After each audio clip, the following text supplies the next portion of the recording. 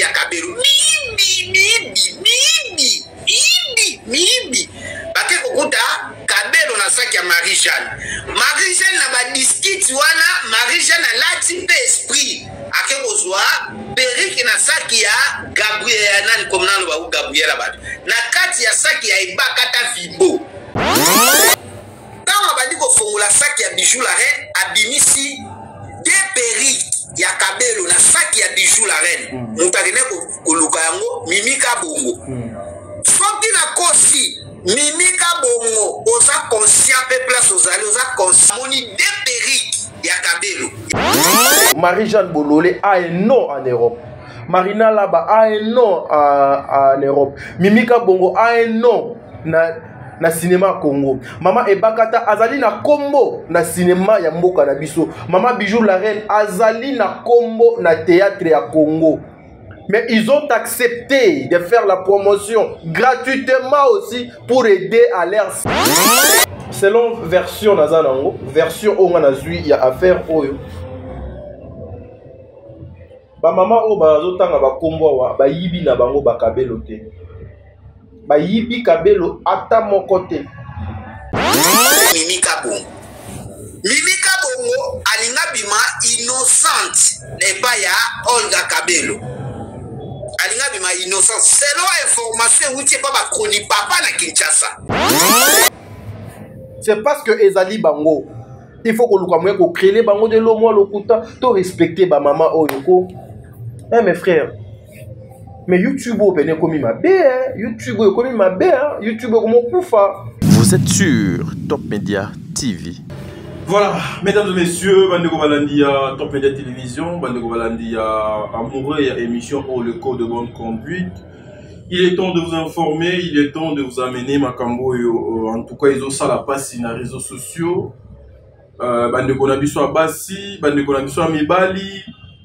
Humiliation, en tout cas, il y a un temps, il faut tout le non. Émission, maman, nanga, papa, nanga, comment on a la le code de bonne conduite. Le code de bonne conduite, awa, biso, toyaka beaucoup plus qu'au traité makambo oyo ezali ya mabe et biso toyaka komema un plus na biso toyaka kocha savoir na biso savoir faire na biso savoir être na biso savoir vivre na biso et puis pour tout le comment partager en gros ensemble avec le gens biso toyaka ko fustiger ba comportement oyo nyonso ezali na droiture te na ndenge ya malamu te et nous venons justement pour na koluka moyen ya ko éviter pe ya ko senga na bandeko ke il faut arrêter ko tambola wana ezali ya malamu te. Nous sommes là au milieu du village pour faire notre boulot na kanti na attaque nanga bomeki koyoka moi une minute moko to tchena attaque wana justement pour elaxa bino couler la makambu ko ngata dingala panana besoin na sola na bino avant ngana banda émission d'abord je demanderai à toutes les mamans à tous les comédiens en tout cas vous devez vous respecter il faut embrasser les personnes qui vous aiment qui vous respectent de personnes qui considèrent votre travail de personnes oyo tu vois des personnes oyo bayaka na ba vie na bino pembe na bino pour apporter un plus en tout cas na supporter en côté humiliation oyo na supporter makambo oyo te et salinga pasi vous savez biso to kenda toujours na ke na sali investigation nga et puis na ye na luki moyen pour na pesa bino makambo donc esengeli nanti ke la bino awa ezali Mimika Bongo Mama Ebakata Maman Marie-Jeanne Bololé Maman Marina Laba bazali moi ebele mais natangi na 5 personnes wana en tout cas je vous demanderai ya kozwa par na émission parce que ezo ko concerner bino et aussi Maman Olga Mokonzi ya Kabelo il est temps ya kozwa par na yo na émission parce que vous êtes aussi concerné sur cette émission na analyse tozo ko sala par rapport à exploitation par rapport à humiliation oyo bande konoyo ya basi bazoko subir par un groupe de gens, ceux qui n'étaient même pas hier sur place lorsque événement oyo et banaki ko salema, mais ces gens-là bazoko bimisa makambu o lokola bazala qui donc il y a certaines personnes oyo va travailler kana bango yango omoni mes frères et sœurs je nalobaka moi dans des groupes na kendakate on fait des arbres et même il y a l'invitation je pars pas nga avant qu'il n'y a place il faut se sentir vraiment convaincu quoi. Donc faut se sentir vraiment convaincu avant que je puisse aller kocha makolo nanga na babisika bongo ezo ko déshonorer ezo ko déshabiller ezo ko déchirer en tout cas bilamba ba personnalité ba dignité ya ba maman et yo quand même minimum il y a respect sur la femme. Ce sont des accusations graves.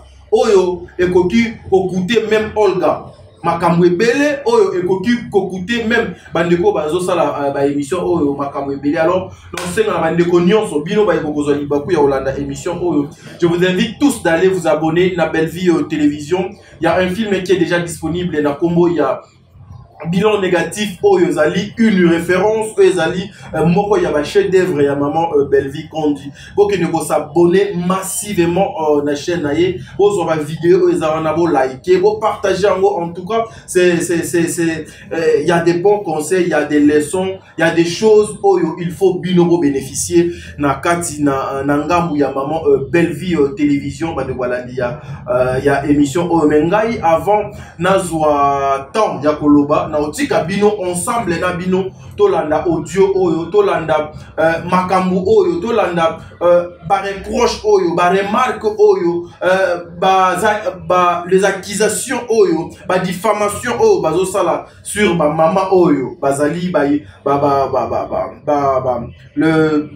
bazali parmi les ambassadeurs ya culture ya mboka na biso na sengi pe mama Karine Pala ozui kiti pena ofandi awa liboso to meke un peu ko solo la photo du moyen tout si ça dossier parce que en tout cas ça tire na balle réelle. Vous devez faire très attention avant de commencer cette émission. Non mais là non mai parce que faut la la mai n'est-ce pas bien olinga bon faut la na mai pour biso de la mai.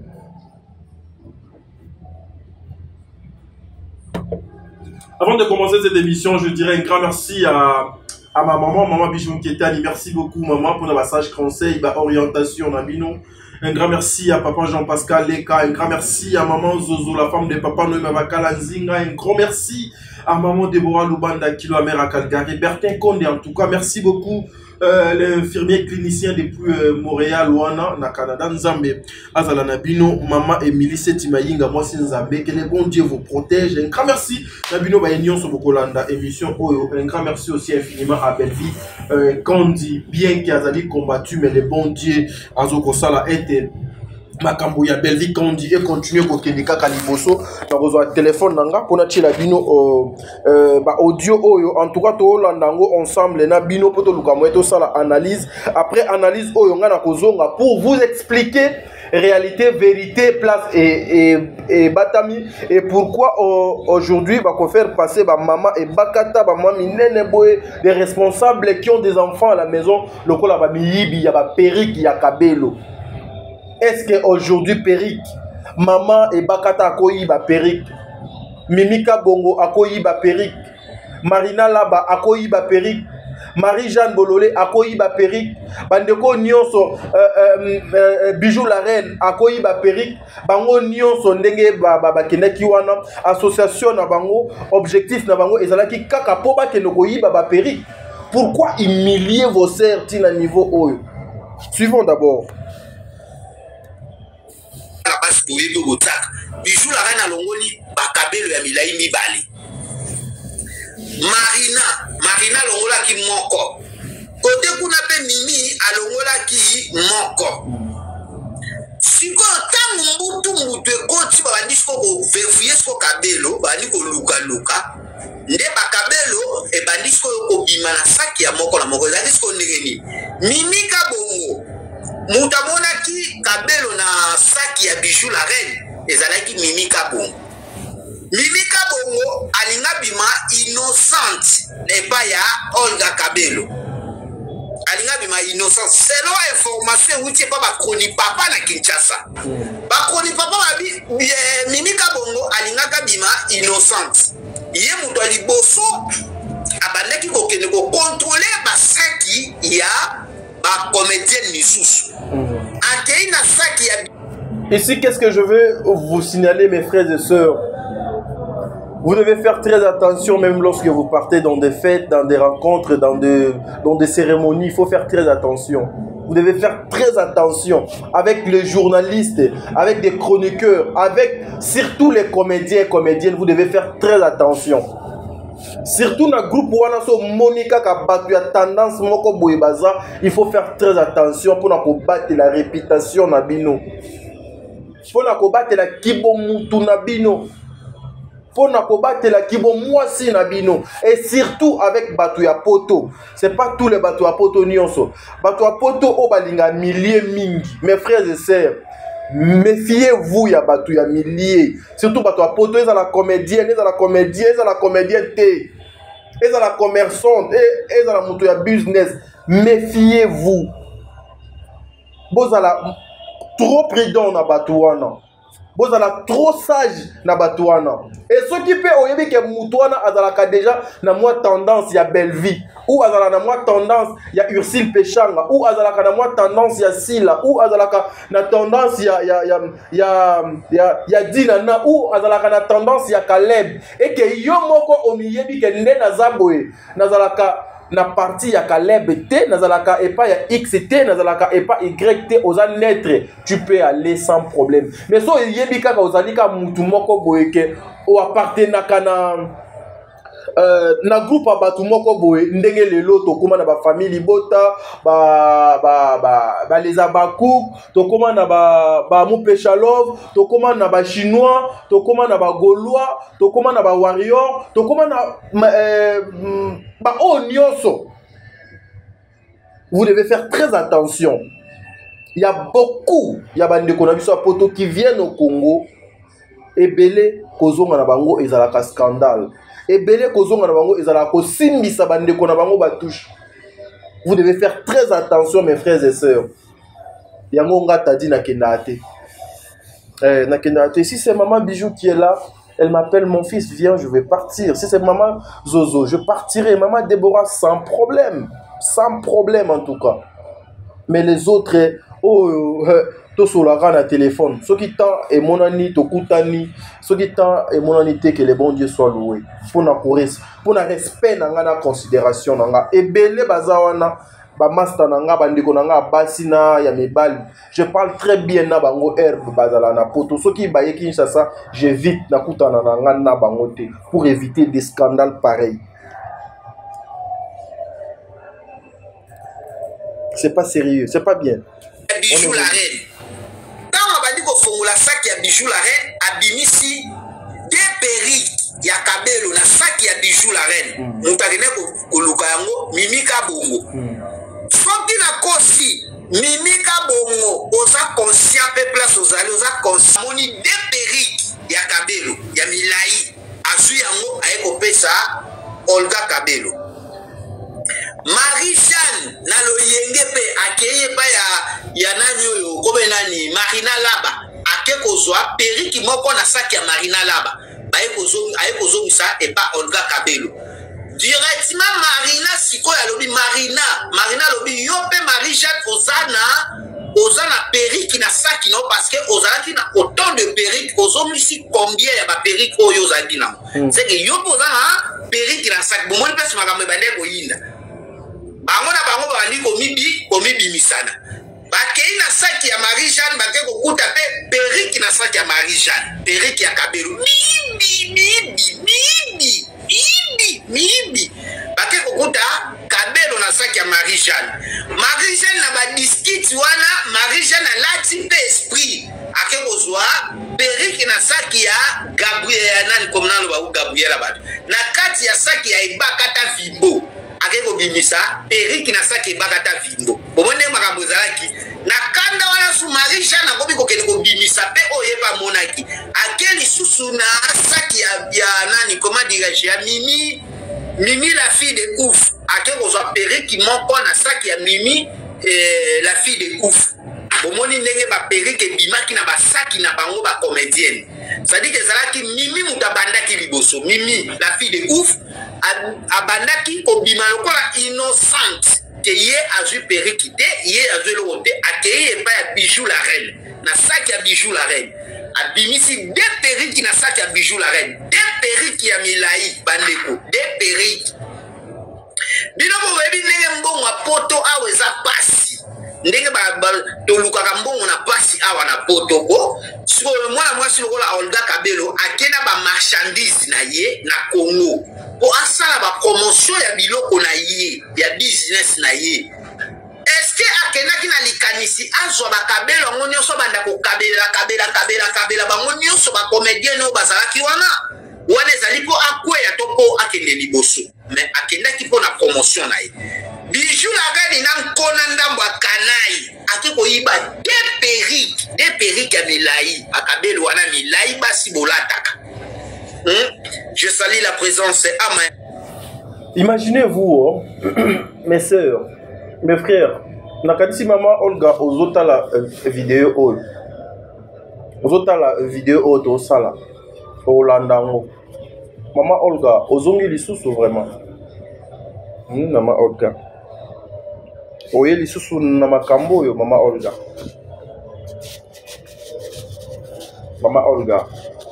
Jeu de larmes aux yeux. Jeu de larmes aux yeux. Combat oignon so bato babundaki. Combat oignon so bato basalaki. Pour que aujourd'hui autonomie na yo ezonga.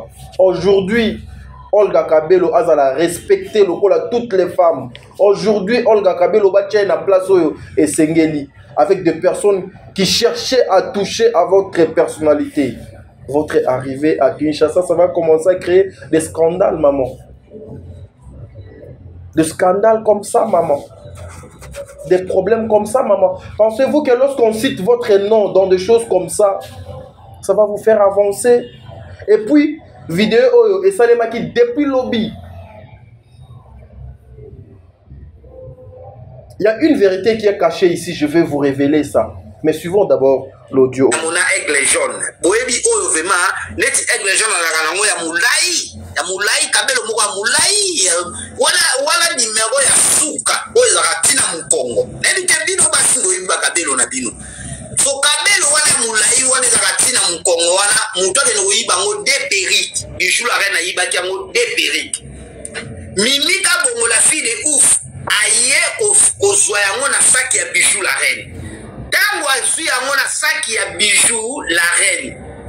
Nani oyo Marie-Jeanne Bololé ye mutakene kozwa oyo ya Marina Laba. Marina pe aye kozwa pe lisusu na saki ya comment dirais-je ya nani ya Marie-Jeanne. C'est-à-dire salindeni aya ninga bimisanga muyibi yeba ki azwi ayeba yibaki yeba kozanga periki te akeba bimisi periki na saki na ye Marie-Jeanne Skotango amoni ke no yeba bimise muyibi na kanda wana ayesko mutakomi kokende kozwa na basaki ya bato azwi na saki ya Ibakata Fimbo azwi na saki ya Mimi Kabongo les filles de ouf bana basi ba actrice but ya ona zolo baboza ba chai boza ba star te ba chai oyiba Olga Kabelo ba Kabelo na ye selon la programme na bango ça il a comme calcul autant la niveau Sonia ba oyiba niveau n'était pas kata vraiment na niveau est pas. Moi ça me choque. Les comédiens prenez conscience. Vous apparaissez battu. Bosala ndenge pena bozalaka. Boteka image na bino na ndenge esengeli. Vous devez comprendre lorsque une personne est dans le business, nyo se komaka business. Lorsque une personne est dans le business, nyo se komaka business. Pourquoi? Pourquoi kokomati na niveau ya humiliation boy?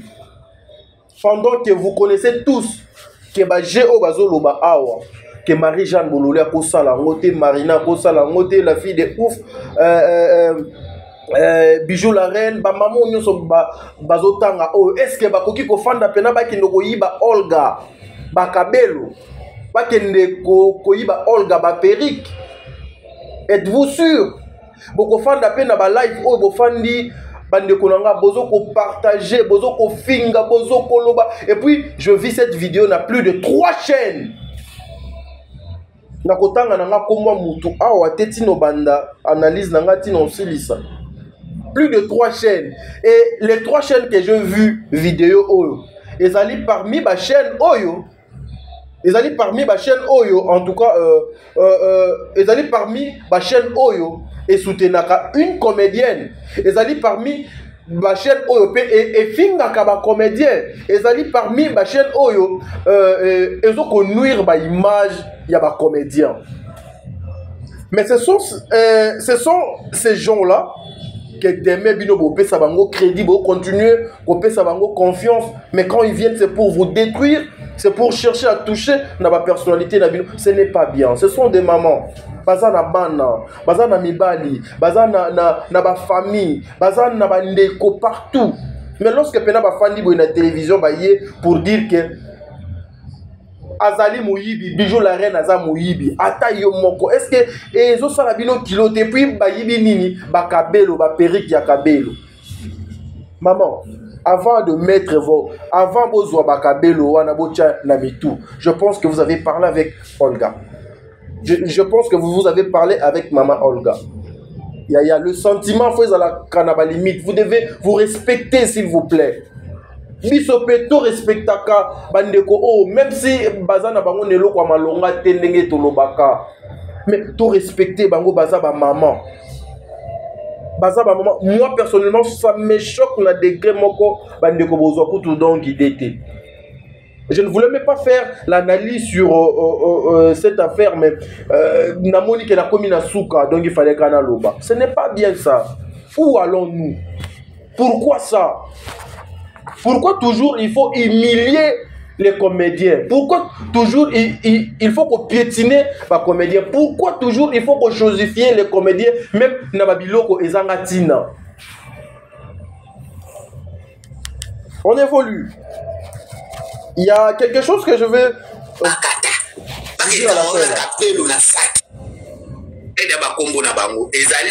Marina Laba, Bijou la reine.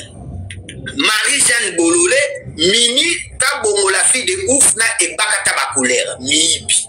Son a consili Kamboyo, Boya Awa, Boya Koloba.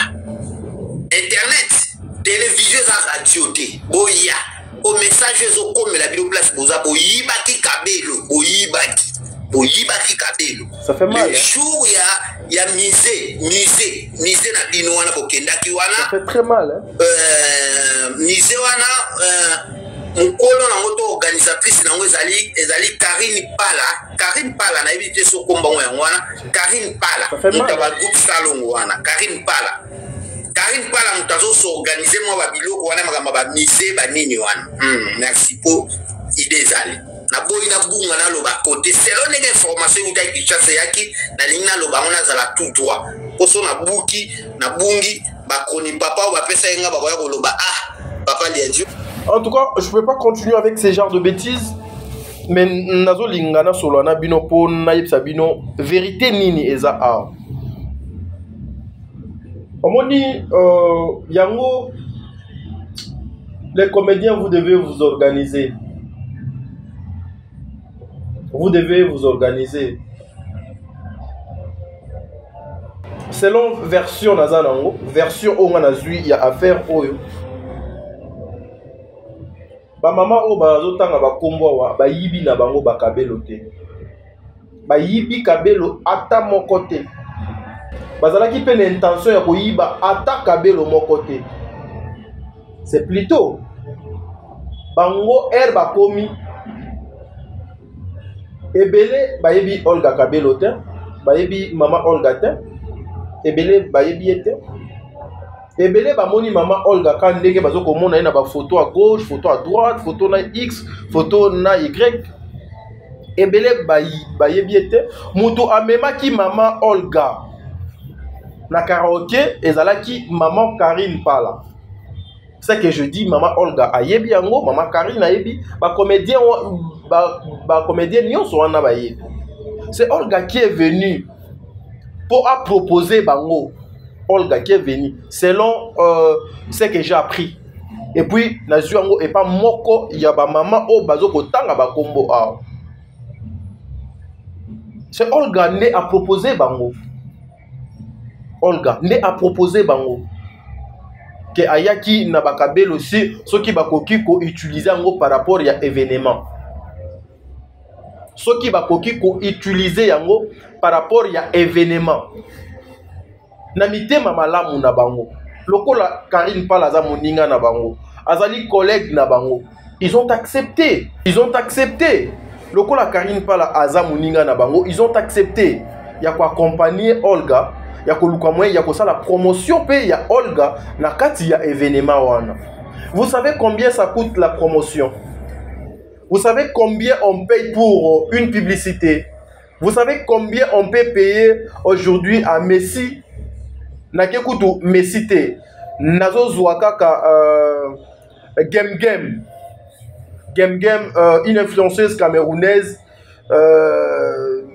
Game kaka. Nazwaka Game ndenge azawana na Cameroun. Po alata kaka elamba oza na kombo na yo. Tu sais combien yo do futa ye? Elamba ka oza na kombo na yo. Combien yo do ko futa ye? Mais bandeko oyo Marie-Jeanne Bololé a un nom en Europe. Marina Laba a un nom en Europe. Mimika Bongo a un nom na cinéma Congo. Maman Ebakata azali na kombo na cinéma ya mboka na biso. Maman Bijou la reine azali na kombo na théâtre ya Congo. Mais ils ont accepté de faire la promotion gratuitement aussi pour aider à leurs sœurs. Oaza mwasi lokola bango. Lokola mwasi lokola bango. Bandimi basunga don de kona bango. Na suka ya événement, ils ont demandé mutu na mutu azongisa ba perruque oyo alataki po asalela nango mosala. Ba mama bazwi biloko bazongisi. Ezalaki te ke mutu moko yo ke no fouye na saki ya oyo, yo fouye na saki ya oyo, yo fouye na saki ya oyo. Non, ce n'était pas comme ça. Pourquoi vous voulez que déformer information? Pourquoi vous voulez ya ko latisa lokuta lokuta maquillage moko? Pour quelles raisons? Pour bénéficier quoi à la fin? Parce que il y a Nakati, parce que y a qui? Il y a Marina Laba qui est là. Il y a Mimika Bongo qui est là. Il y a Marie-Jeanne Bololé qui est là. Il y a Bijou la reine qui est là. Et puis il y a Maman Ebakata qui est là. C'est parce que Ezali Bango. Il faut qu'on crée les Bango de l'eau, moi, l'okuta. To respecter ba maman Oyoko. Eh mes frères. Mais YouTube, ben comme ma bé, YouTube comme ma bé, YouTube comme mon poufa. YouTube est comme ma bé. Il y a des personnes qui n'ont même pas de niveau. Il y a des personnes, moi en tout cas, excusez-moi, j'assume mes propos, des personnes inutiles dans la société, mais grâce à YouTube, grâce à TikTok, grâce à Facebook, aujourd'hui, comme influenceuse, influenceur, juste ceux qui influencent, masse c'est que donc, en tout cas, je sais pas comment on peut mutumoko asokoli pena mai bien boya fandi aye abaniko qualifier ba maman minene boye ba miyibi. C'est pas sérieux. Et puis il y a des chaînes oyo basale la ka ba comédien ba campagne na mabe, ils prennent ba vidéo na bazo tam sango na ba chaîne na bango nyonso pour dire quoi? Marina Laba Ayibi et Bakata donc Ayibi, Mimika Bongo Ayibi, le respect s'il vous plaît. Est-ce que vous savez ce que vous cherchez maintenant? Et pas Olga Kabelo face Yabatou. Parmi les informations que nous avons hier, maman Karine Pala, je vous demanderai aussi maman de faire quelque chose parce que Zali baninga na yo ba yaki ko accompagner yo maman. Ce sont tes sœurs, ba ye ko accompagner yo. Ce sont tes sœurs oyo aujourd'hui bazali humiliées sur la place publique. Ce sont tes sœurs oyo ba yaki avec leur volonté pour vous soutenir. Bamisusu bayaka ko soutenir binoté. Bamisusu bayaka ko pesa bino main forte té. Mais au moins bandimi koya ko soutenir yo depuis plusieurs que vidéo o ebimaki, depuis plusieurs que cette vidéo est sur la place publique. J'en suis sûr, maman Karine, vous avez appelé maman Olga. J'en suis sûr, vous avez appelé maman Olga. Pour la Koluka à démentir information. Oh. Mais pour démentir cette information, ça demande quoi? Il faut monter Koufa. Ça demande quoi? Il faut maman à la chosifier. Ça demande quoi? Il faut maman oyo réputation na bango et jusqu'à la fin. Vous savez combien ça coûte la réputation d'une personne? La réputation d'une personne basomba kangote. Basomba kangote. Moi, je croyais que la même nuit, Babiloko donc Bimaki, maman Olga donc elle a la même texte pour dire que non, bande konanga, makamunyon so et zoleka na télévision eza makamalokuta. Pourquoi ils ont la kilo pour nous démentir et loko so bezali bongote? Non. Topé sabango respect, topé sabango valeur. Pourquoi nous devons toujours chosifier ba maman oyo nyonso? Pourquoi nous devons insulter toujours yango balisanga nyonso ya ba comédien ezalaka na salité na suka? Ezalaka toujours na salité à la fin. Pourquoi? Le respect, s'il vous plaît, mes frères et sœurs. À cause de vue, à cause il y a qu'on se pèle sabat parce que nous apprenons na ba information misusu nde to koti ke ba o apoto ba matisi bango salaire ba o apoto ko finga tellement et comme kitoko ba mateli bango salaire selon les informations que nous avons. Salaire est mati et comme so 250 soki 200 parce que moko odo azala ki na bango alongwe na molongo. Salaire est comme so 200 so 250. Bah oh ya Kinshasa wa ba komiso na 100. Siko mes frères et sœurs, vous allez kobe ça ba vie na bino. Ba vie ya bande ko na bino juste à cause d'un $200. $200 au biso de fois tozwaka awa ozu $200 OK ça la shopping pour ma petite maison peut au moins $200 et koki na ngote. Et koki na ngo pété. Tout ça c'est à cause de la souffrance. Tout ça c'est à cause il y a polinga ko supporter makambo donc sengélité. Toujours exposer les comédiens et comédiennes. Ko finga bango, ko dénigrer bango, ko chosifier bango. Maman Karine Pala, il est temps que bossa la communiquer moko boy pour défendre tes sœurs. Maman Olga, il est temps bossa la communiquer pour laver ba image ya ba maman oyo. Biso maman Olga, ba biso yo. On a été insulté sérieusement pour vous. Ba biso oyo, ba kana biso na ba ndenge nyonso, ba menace ndenge nyonso tozwa même ba famille na biso oyo baza ba innocente et fingama parce que nous avons voulu défendre maman maman Olga pour musala na ye ezalaka en danger. C'est grâce à nous on a fait ça.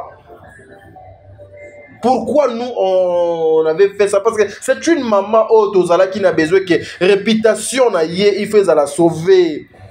On ne peut pas commencer groupe ya batu moko boye balali balamu ki na tongo le babani ko s'attaquer na maman mo boye ko finga ye injustement ko créer le ko luka ko bebisa mosala na ye. Mais nous on était là pour tout élément. Mais maman Olga, vous venez à Kinshasa. Tout le monde vous regarde maman Olga. La promotion, vous pouvez bien le faire avec une autre façon, avec une autre manière. J'ai tenté de vous appeler depuis que cette histoire est liée. En tout cas, j'ai appelé maman Olga 2 ou 3 fois. Je n'ai pas lié maman Olga, mais qu'est-ce qui se passe exactement? Problème nini na ba comédien, na moni réaction peut-être Aza trop occupé. Mais cette façon de faire la promotion à Kinshasa, oh Yozo Tamulanango, maman Olga, il faut faire très attention. Il faut faire très attention. Il faut faire très attention. Il faut faire très attention. Par passage, na yo nyonso na ba émission, il faut faire très attention.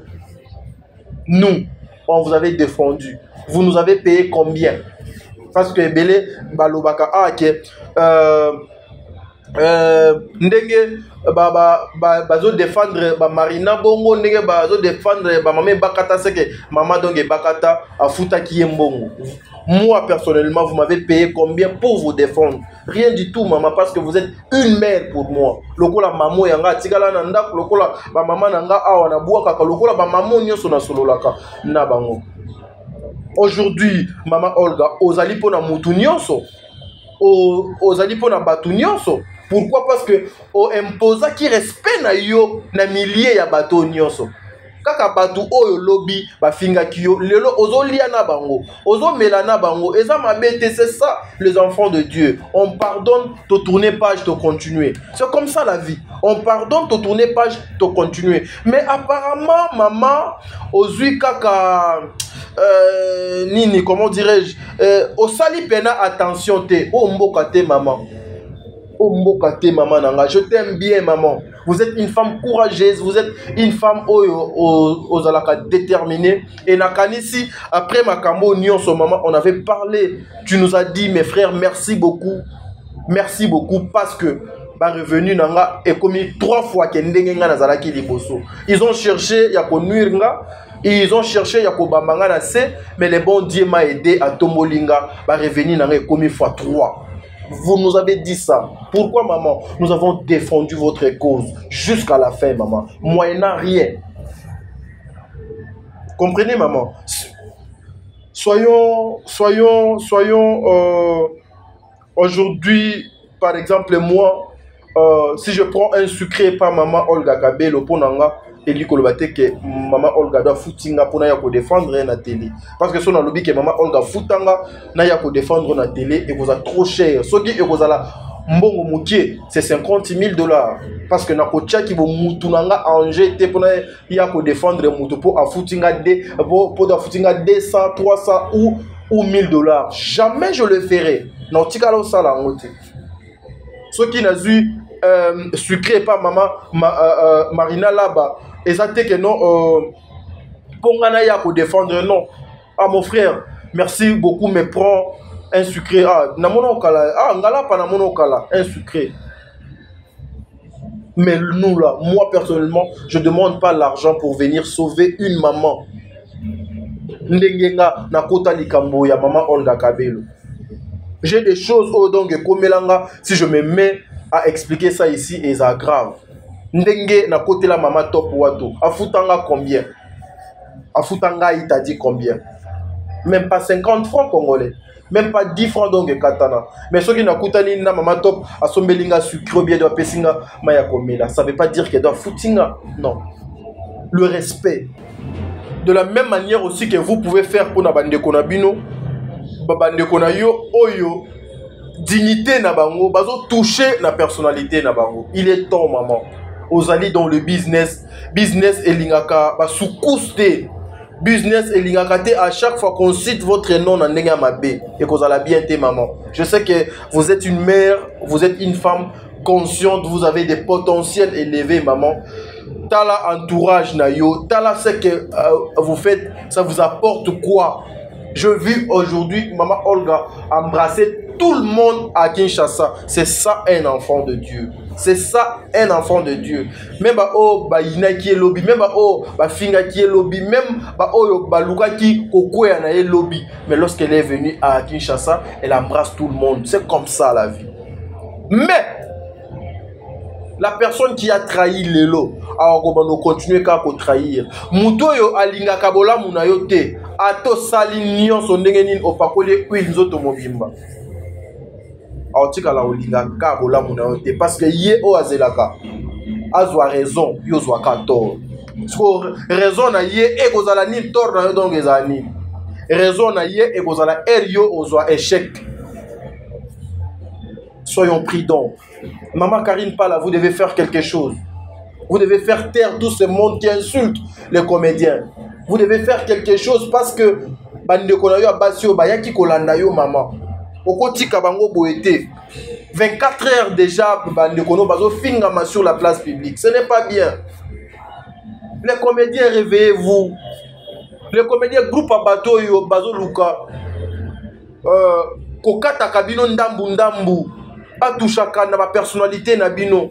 Est-ce que maman ebakata a kosomba perruque et pas maman Olga te? Est-ce que maman Olga pe a cause de perruque te a petit maman donc ebakata pour na mosalo donc a salelier? Une vedette, une star. Ça zuka et lokono a tiango na nzoto o eza marque na yo. Ce qui bon, il y a des choses. Mais bandeko, le respect il faut te imposer. Lobby et koleka-lelo. En tout cas, le maman, vous allez nous soutenir, nous allons vous soutenir jusqu'à la fin. Nzambe abatela bandeko na biso nyonso lobby koleka-lelo. Merci beaucoup.